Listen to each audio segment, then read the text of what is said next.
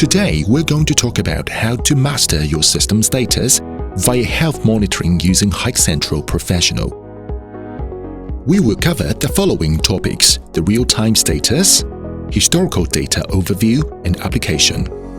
Health monitoring is available both on the web client and control client of HikCentral Peofessional. In this video, we will use the web client as our example. First, let's take a look at the real-time dashboard data. You will find a brief dashboard listed on the left side of the home page. Check the CPU and RAM usage on the HikCentral Peofessional server. Next, go to the health monitoring to find more detailed information. You can also view the real-time health status of the devices, servers, and resources managed in the system. Click the numbers displayed in the exception status, such as, for example, the number of offline cameras. The page will jump to the camera real-time status and display more information. Click on a camera name and check the device details, such as network status, arming status, etc. Also, camera information gives you live details and camera parameters. If you have network transmission devices connected, you can check the topology displayed on the real-time dashboard. Go to Resource Management and Network Transmission Device. We have got one device already connected. Okay, now let's go back to the health monitoring and you will see the real-time dashboard displayed with the topology. With this device, you can also view the upstream and downstream rates to judge whether the network status is normal or not. Or you can click Select the nodes to show the connection path separately between two nodes. For example, let's have a look at the connection path between the fisheye camera and the switch. Only the path between the camera and the switch will be displayed after saving. If you need to check the status of ports, please click the switch and details.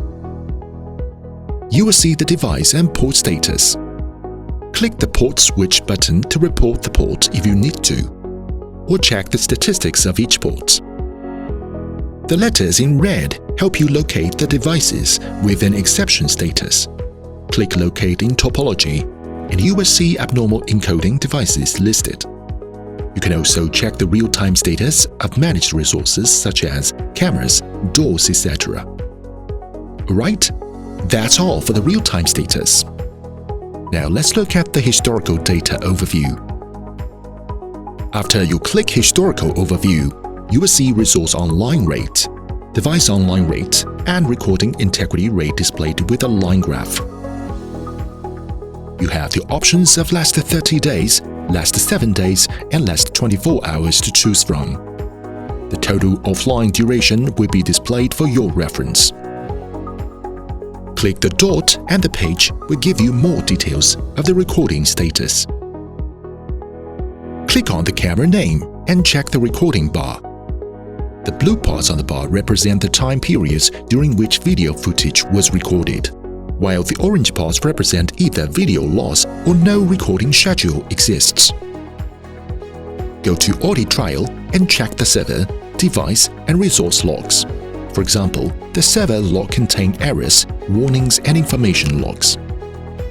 You can have a look at the historical user and server activities, or click Export to save the logs using Excel or CSV formats.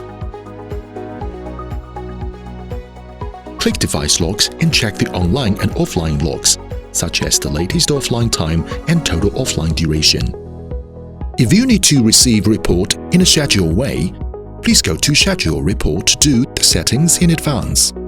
Define the report category, target camera or cameras, and report type.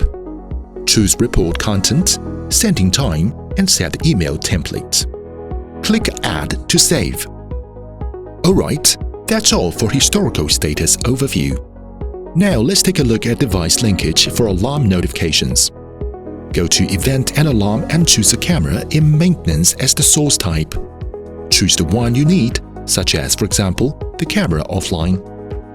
Now let's go to Control Client to see how it looks when there are triggered offline cameras. You will see a pop window and alarm details displayed on the Control Client after a few seconds. The alarm records of an offline camera can also be checked on the web client, which is often very helpful information to have.